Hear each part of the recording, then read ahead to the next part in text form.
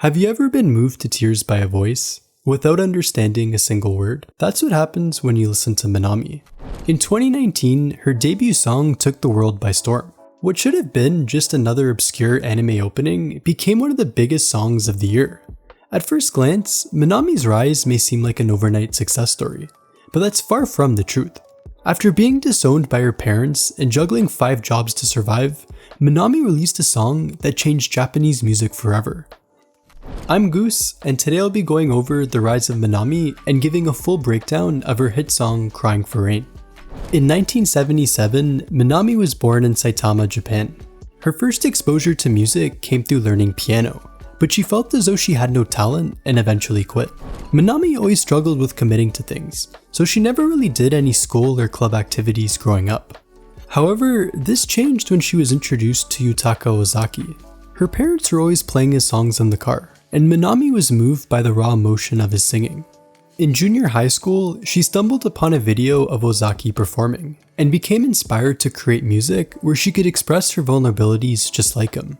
Although, Minami was too broke to buy any instruments, so she focused her time on writing lyrics. Her lyrics are based on her own experiences and interests, with manga being one of her biggest inspirations.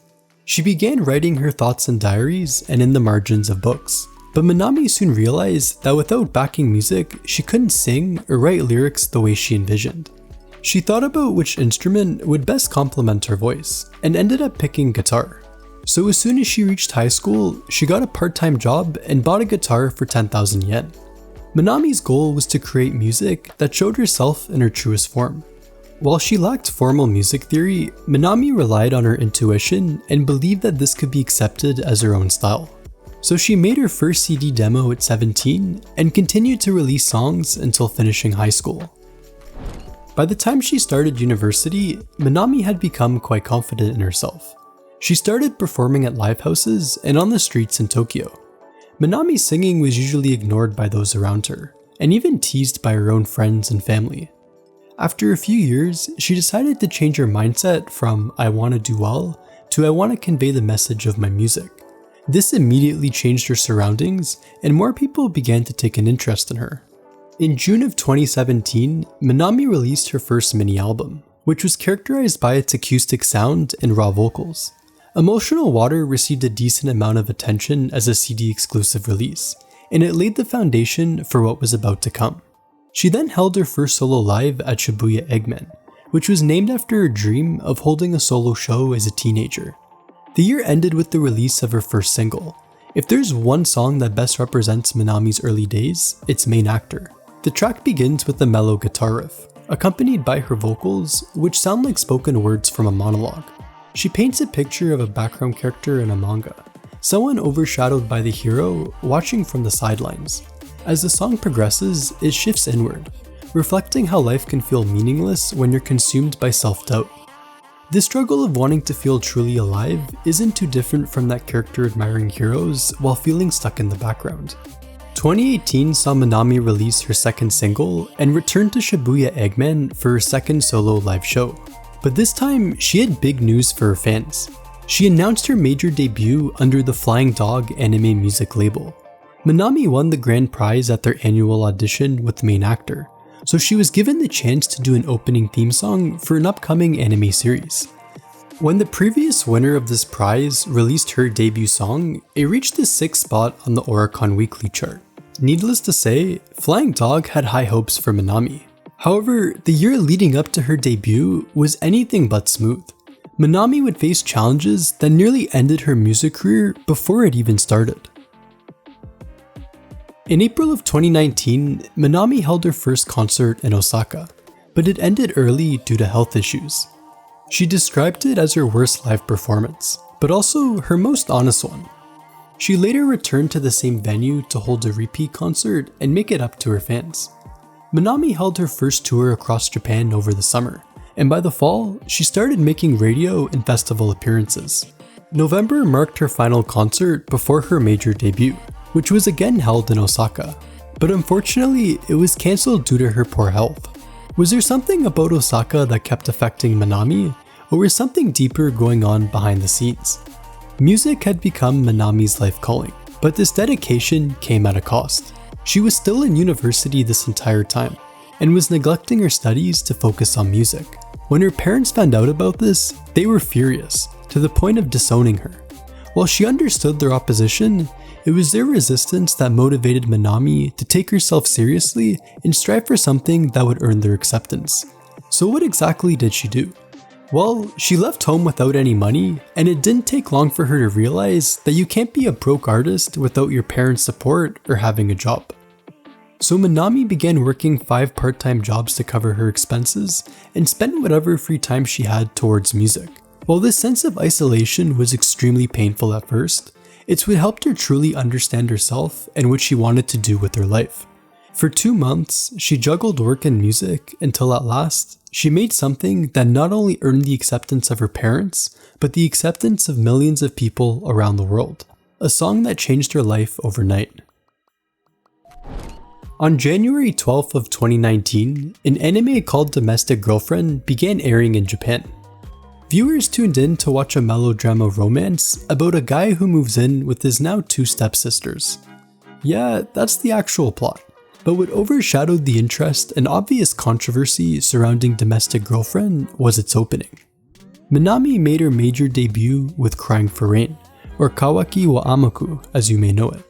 The single debuted at number 14 on the Oricon single chart, and the digital version topped the weekly digital album rankings. All 5 songs on this single are great in their own right, but it was Domestic Girlfriend's opening, the self-titled track, that blew up online. This relatively unknown artist named Minami became one of the most talked about names in the anisong community.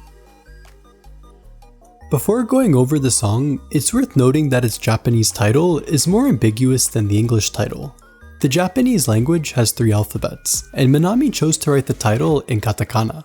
Had it been written in kanji, its meaning would be fixed.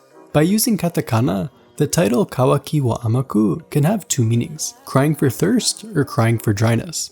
This duality represents the shift of wanting the rain to stop to longing for it to fall again. It's a subtle yet clever detail that'd go unnoticed if you don't understand Japanese. Minami also uses this kind of wordplay again in the lyrics. Since the lyrics are written for Domestic Girlfriend, understanding the story and characters is essential to fully understanding the song. So before some of you skip this section, just hear me out. Even if you're turned off by the anime's premise, Minami's lyrics are so well thought out in the context of the story, and they'll make you appreciate Crying for Rain all the more. Domestic Girlfriend is centered around a love triangle between 3 characters, Natsuo, Rui, and Hina. Rui initially sleeps with Natsuo as a one-time experience to understand intimacy, but over time, she develops genuine feelings for him. Natsuo has a long-standing crush on Hina, his high school teacher who rejects him due to their obvious age gap. Hina is also entangled in her own affair with a married man, ironically, a former teacher from when she was in high school. Now here's the actual controversial part. Rui and Hina are sisters, and their mother marries Natsuo's father, making them all step-siblings. I promise this is all fundamental knowledge to appreciating the lyrics, as they're written from the perspective of Hina. Minami's music is characterized by her raw sound, and a big reason is that she treats her breaths as if they were an instrument. With a lot of Western music, breaths are often removed in post-production, but with Minami, each of her breaths and signs sound like they were done with purpose. The song opens with a single breath, one that resembles a gasp for air when crying. The lyrics begin to express Hina's inexperience with relationships, and then her response towards Natsuo's feelings. The next line is a message to herself, saying that she needs to maintain her beautiful appearance in both her personal and work life despite her issues. Minami's vocals begin softly, carrying a very melancholic weight. The transition to the next section initially seems gentle, but this abruptly changes with her final note. She goes from whispering to this powerful cry with the weight she puts on that note. The next section dives deeper into Hina's emotions, and the production remains minimal, with the focus being on the drums and guitars. The first part reinforces how there's no future between herself and Natsuo, yet rejecting him once won't be enough to make him move on. Hina's past mirrors Natsuo's present, as highlighted by the déjà vu line. She's trapped between the selfish desire to be loved and the inevitable consequences of her choices. This line alludes to her affair partner's repeated promises to divorce his wife. but it could also reflect her exhaustion with Natsuo's persistent confessions. Then comes a transition to the chorus, the most replayed moment of the song on YouTube. Both the production and vocals explode, turning the calmness to chaos once again. There's 3 choruses in the song, each with different lyrics and an evolving sound that reflects the shift in emotion.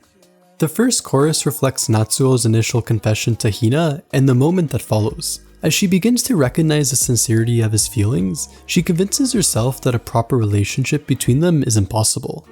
This line suggests her reluctance to fully acknowledge the weight of his emotions. Meanwhile, the mention of the fixed game implies that Hina is destined to lose, whether it's being abandoned by her affair partner or watching Natsuo move on.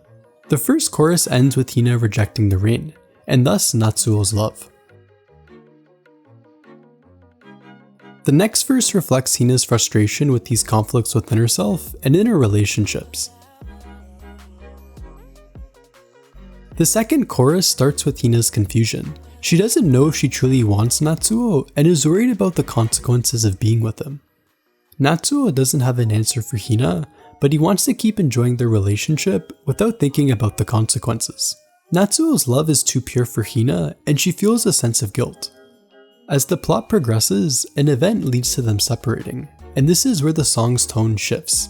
Hina realizes that their relationship clouded her judgment and recognition of what was going on in her life. She wanted to change and reciprocate those feelings, but she felt as though she was just pretending to be an adult. Their relationship is lost, but Hina pleads for it to not stop raining, or in other words, to see Natsuo again before his love for her fades away. The bridge then slows things down. It gives off the same feeling as taking a break while crying, when you need to catch your breath before the emotions flood back in. The wordplay in the final line reinforces the struggle of Hina understanding her own desires and thinking about what's best for Natsuo. You also notice that during the bridge, Minami doesn't breathe until the last line. In context with the lyrics, it shows how each one of her breaths was used intentionally to create this rhythm throughout the track. The song's last chorus ties back into the first one with the mention of this fixed game.